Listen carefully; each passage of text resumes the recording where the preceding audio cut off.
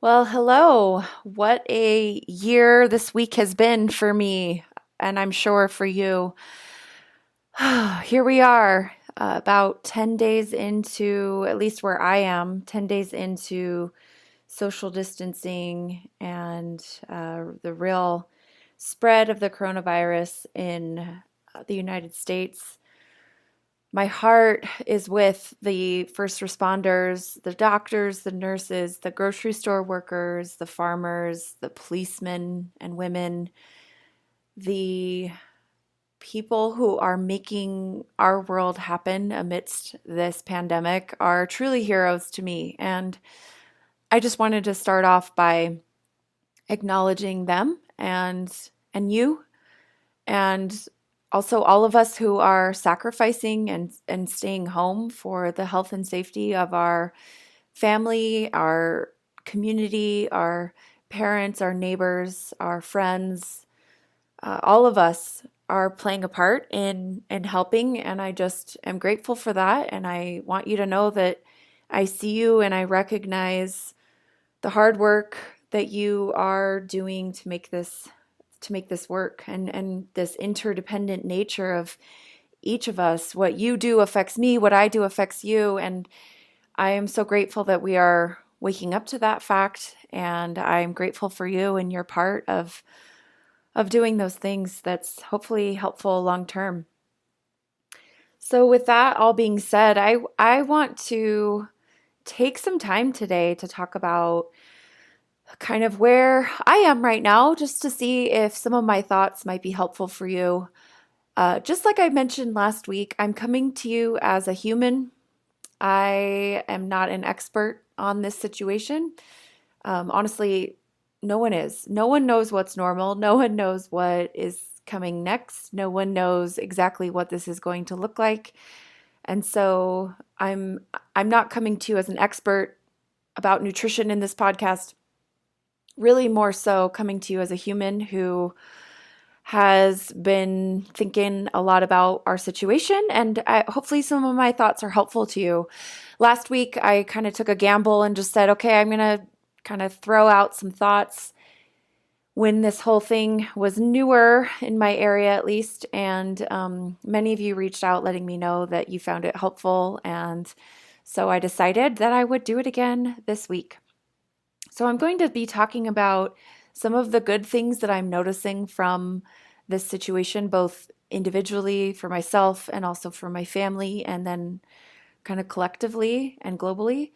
But as I talk about what I'm like, the good things that I'm noticing, I just want to make sure that you're not hearing me say that this is a good thing. Let's remember nuance here, okay? So it's not all good or all terrible. It's a little bit of all of the above. And so, as I focus on some of the good things I'm seeing, I don't want you to feel like I'm saying that this is overall a good thing or that that's minimizing the absolute horror that people are experiencing around the globe. Quite the contrary. I recognize that this is not a great situation. And I work really hard to see the nuance and to see the gray and the color, and to kind of try really hard to notice the black and white thinking that comes up for me and to do better. So, with that all being said, I want to kind of give you some thoughts. Today is Monday, March 23rd. I decided Friday, let's see, I don't even know what the date that was. Last Friday, as the news was rolling out, that was March 20th. No, that was March 13th.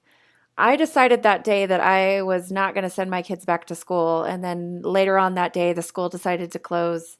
And actually, the week before, on like Saturday, March 7th and 8th, I was starting to question if I should move all of my clients to virtual appointments. So this has been weighing heavy on my mind for at least a few weeks, but the reality of social distancing and seeing the news roll in has been about 10 days for me at this point. Just to kind of give you some context, I know some of you in different areas are beyond where I am in terms of what you've been through, and then some areas of the world are kind of just barely getting to the beginning of starting to close things down and just kind of dealing with that initial shock. So I'm only giving you that context just so that you kind of can put where you are currently in context of what I'm explaining right now. And also, let me just say that however you are feeling about this situation is normal. However you are coping with it is normal.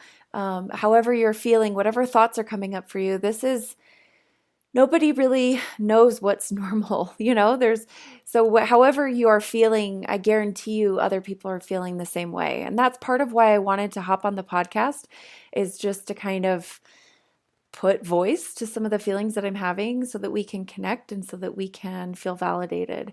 But what I don't want you to walk away from this podcast feeling is any kind of self-doubt or like you're doing something wrong or comparing what you're doing to what I'm doing. I really truly believe there's no right or wrong here. We're just surviving. We're just living through this. We're just taking it one day at a time. So here are some thoughts I've been having.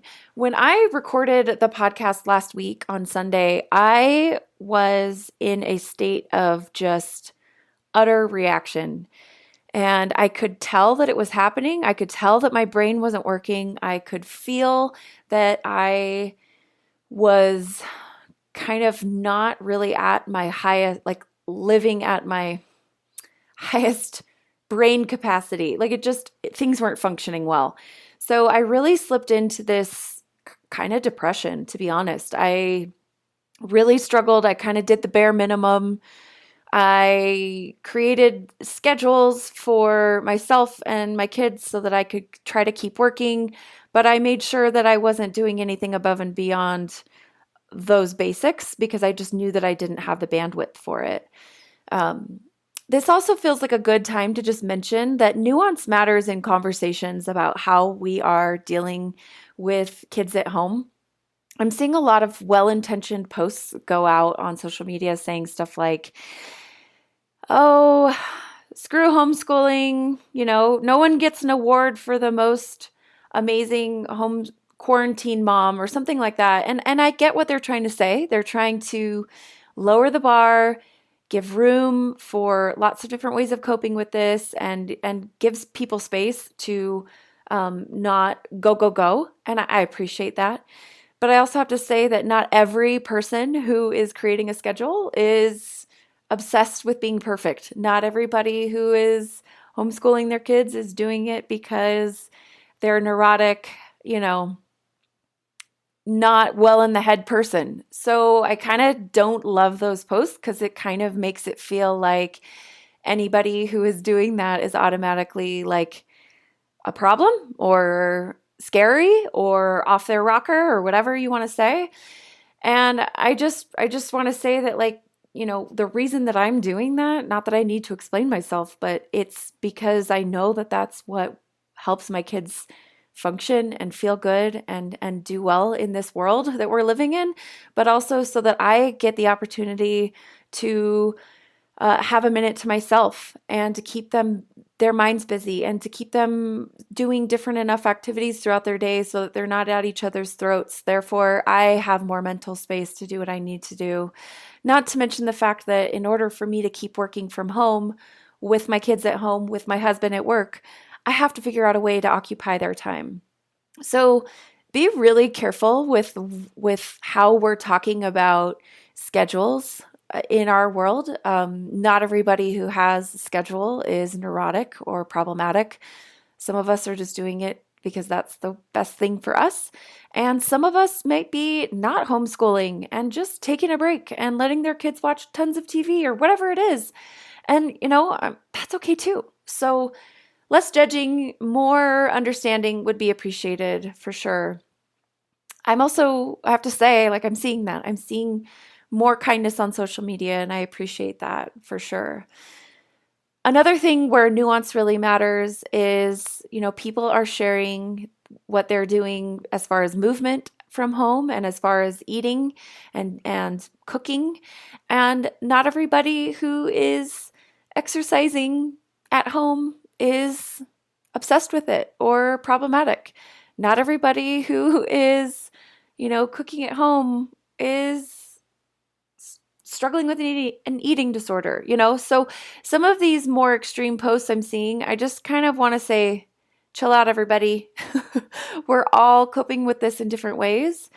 And that has got to be okay because we're all just doing the best we can in a really difficult situation.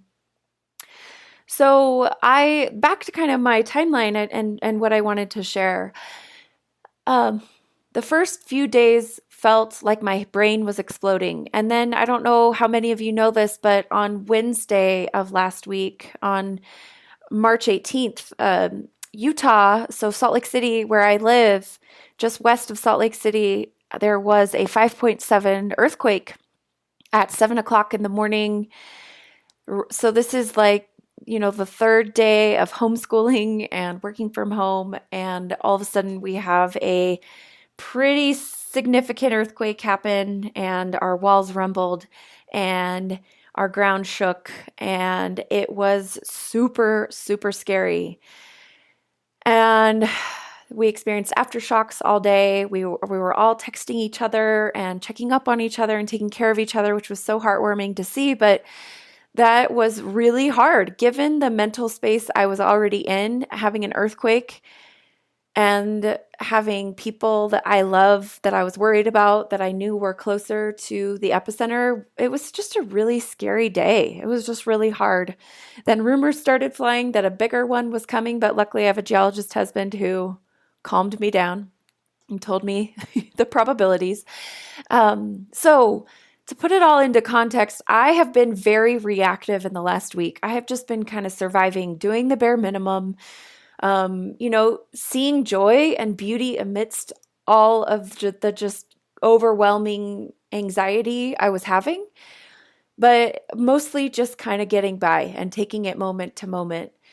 And I actually had an experience on, I think it was Friday or Saturday of last week, where I just stayed in bed and read a book, which was really nice. And I read a book for many hours that morning and I just felt so icky. I just was feeling so, so, so bad. Just yuck. And I decided, you know what? What are the things that are good for, like, that feel good to me? What are the things that bring me joy? And I just started thinking that way. Like, okay, I know that I feel good when I do this. I know that I experience joy when this is in my life. And I just started doing those things. I did not feel like doing those things, but I did it because I needed to kind of bring myself out of that kind of dark space I was in. And, I'm not trying to say, if you feel depressed, just smile, you'll feel better. Don't keep taking your medications as prescribed. Keep doing the things that you need to do to care for yourself. But if you're starting to feel like you're just drifting off, maybe start to ask yourself, what feels good to me? What do I know helps in my world? And start doing some of those things. Don't wait until you feel like doing them because you very well may not feel like doing them. So I encourage you to reflect on that because that, for me, at least, human to human, that was very helpful for me.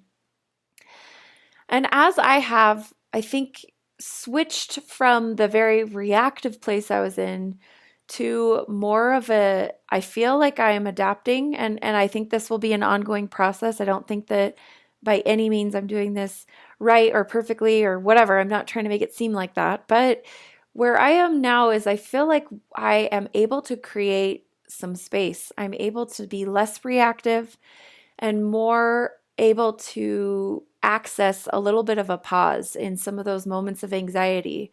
And I'm learning that just like I teach people with mindfulness principles of creating a gap in between stimulus and response, and sometimes that gap doesn't happen neatly in the middle in between stimulus and response. Sometimes that gap happens in retrospect. So, for instance, when I work with my clients one-on-one, I see that hour we spend together as creating a gap. Even if we're talking about what happened 3 days ago or what's happened over the last week, that is that mindful pause where we're creating a gap in between stimulus and response, but it's in retrospect. And as we get better at that practice of creating that gap, we start to be able to access it closer and closer to the actual experience. And eventually we start to be able to create a gap when we're actually in that present moment rather than always doing it in retrospect. So right now, I've spent a lot of time looking at this last week thinking, gosh, what went well? What didn't work so well? How did I feel? How did I respond? What could I maybe do better next time? And this gap that I'm creating right now, I see it starting to get closer and closer to the point where even sometimes right now I'm noticing I can create that gap in the middle of something that brings up a lot of anxiety, or a news article I read that brings up a lot of anxiety. Whereas a week ago, I really truly was not even able to access that. So I'm not saying this to be like, look at me, I'm so great, but just to kind of maybe give you a way of conceptualizing where you are. It's okay to be in a reactive place. We are truly in survival mode. And I also want you to know that if you keep leaning into that and try to learn from it, eventually you will be able to start to create a gap, which will start to teach you things about yourself. So essentially, what I have learned in all the thinking I've been doing and all the pondering over the last few days of when I've started to kind of feel like I made a little turn toward more adaptation to this situation is here's kind of what I'm taking away. We've essentially been given this gift of time and boredom. So first of all, I have to tell you, I am obsessed with Hamilton, the musical, and that's one of my favorite motifs and themes throughout the musical is this theme of time.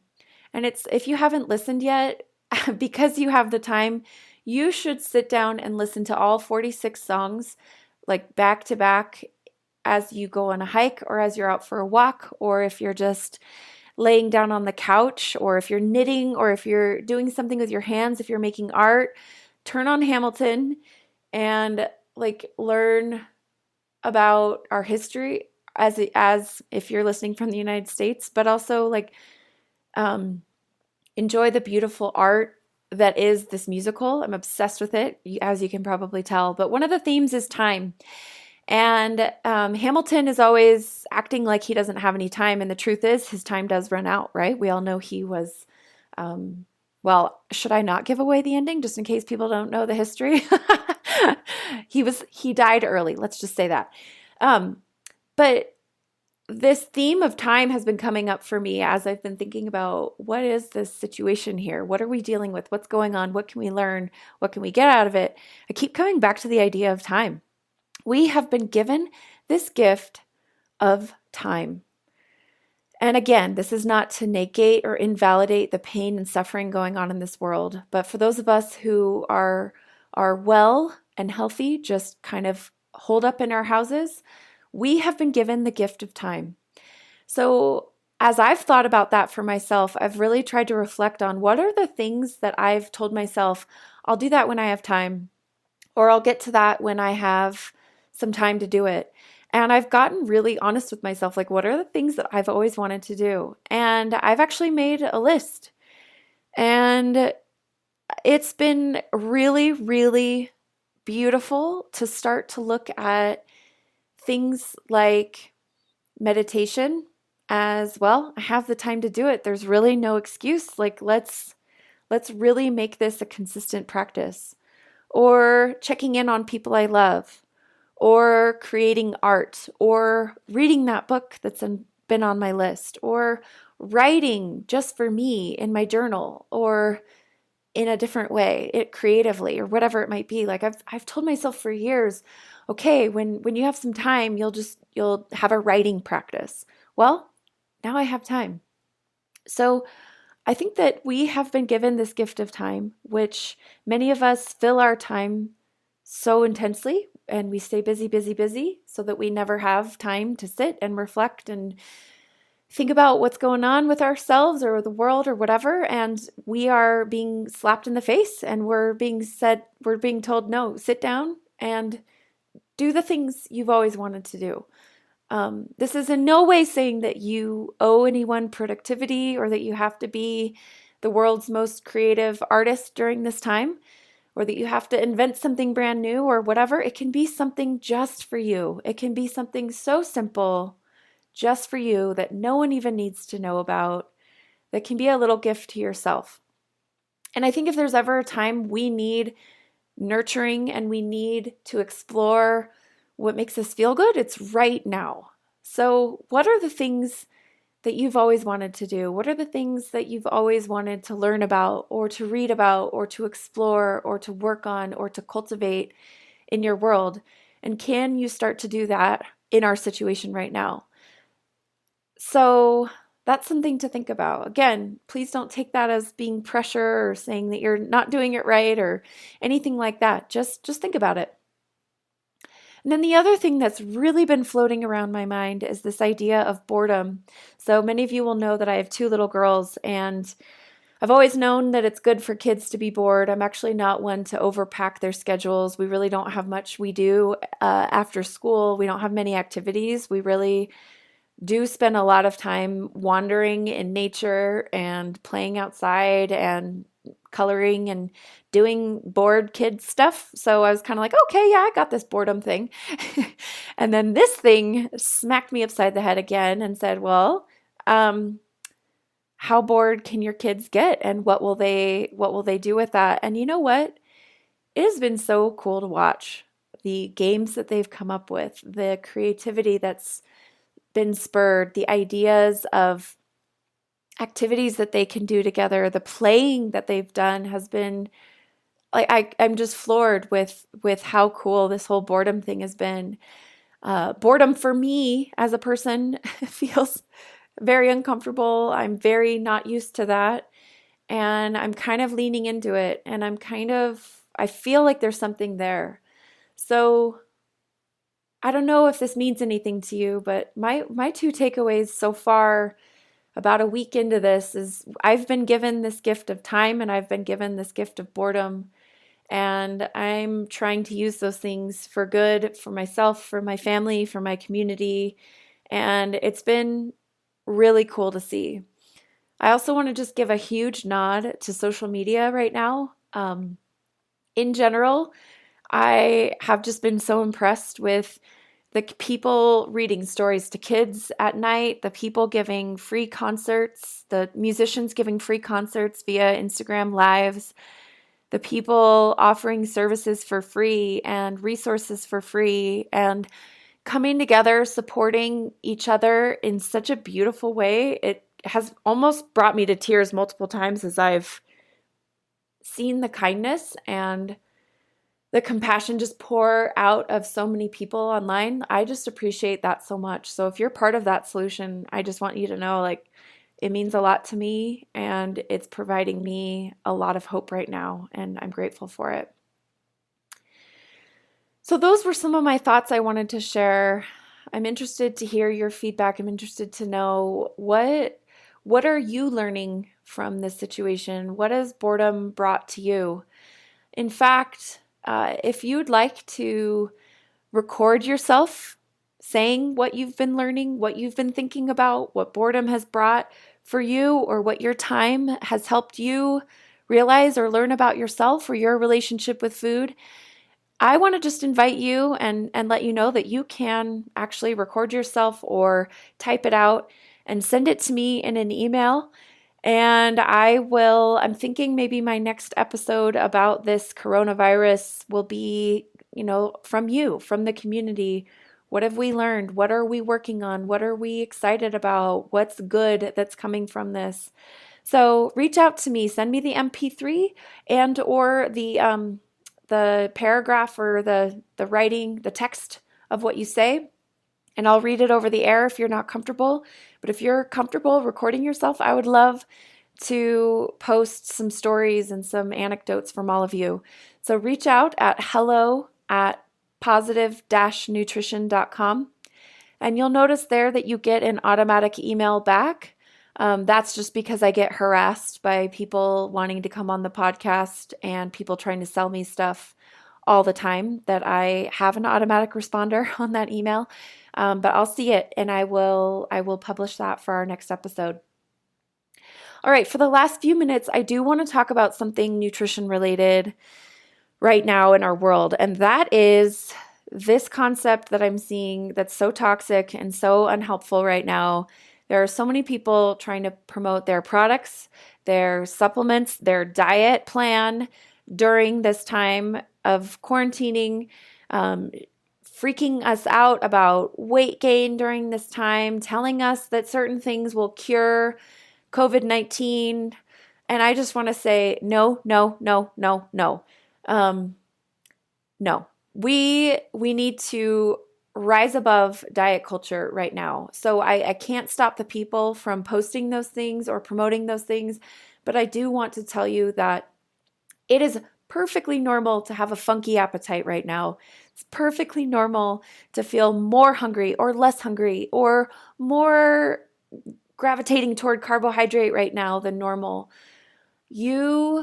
Nothing about our situation right now is normal or familiar to us. Therefore, every part, every aspect of our life, our sleep, our movement, our work, is our eating, it's all going to feel different. So big, huge breaths of compassion and kindness toward yourself in this time where you are likely getting bombarded with diet messages, and then also noticing maybe pretty significant changes in your eating. And I just want you to know your appetite will be different. And this too shall pass. We will adapt. We will figure this out. You do not need to do anything to deal with your different appetite other than here would be my just kind of basic advice. It's okay to eat on a schedule.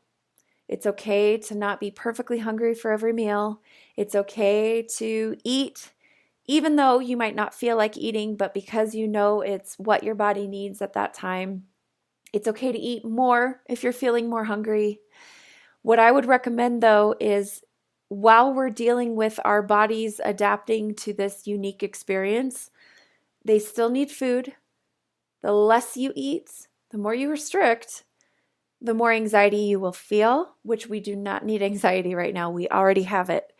So eating regular, consistent, balanced, adequate, satisfying meals is your job right now. And whether or not your body totally gives you these cues that are super easy to read, like that's another, that's a whole nother ball game.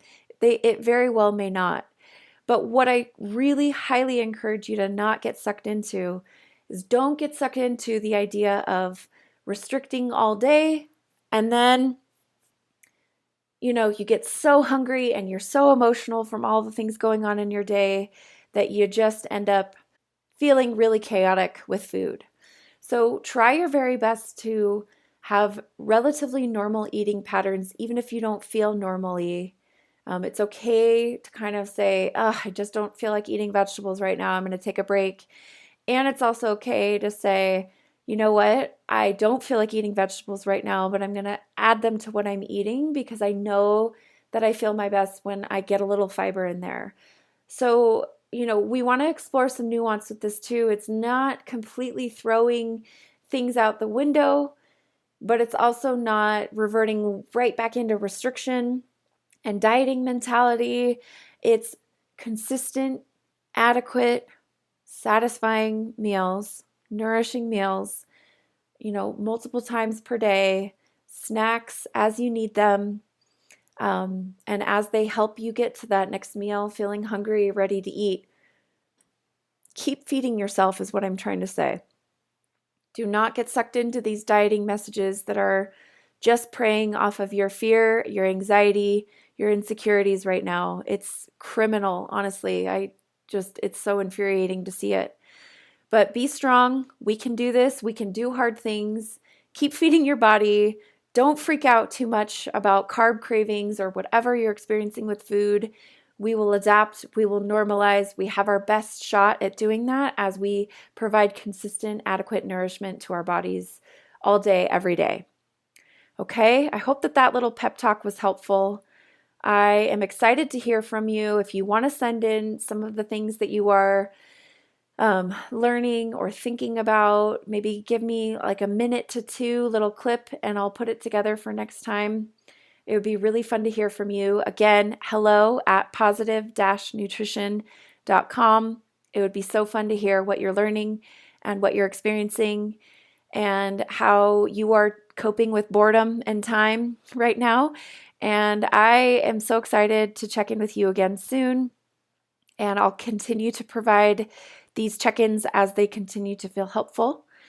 Last quick thing is I'm going to share at the end here in just a minute. I'm going to share a little rap I did with my family. We've been having a lot of fun with GarageBand, and I'll share my part just because it's silly and hopefully it kind of makes you laugh. And that's really the only purpose. So enjoy that, and then feel free to be silly and vulnerable and share something that's working for you right now by emailing me hello at positive-nutrition.com. Try to email me by, how about Friday of this week, Friday, March 27th, and email me a clip or a paragraph that you'd like me to read for you. And thank you for being here. You are wonderful. We can do this. We're in this together. And I'll check in again soon.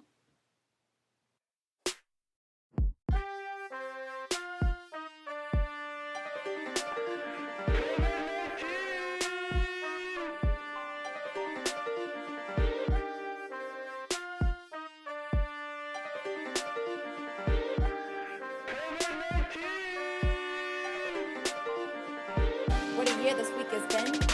Learning to work from home and live. Trying to be a good mom while keeping my job, while not going crazy and being kind of lazy.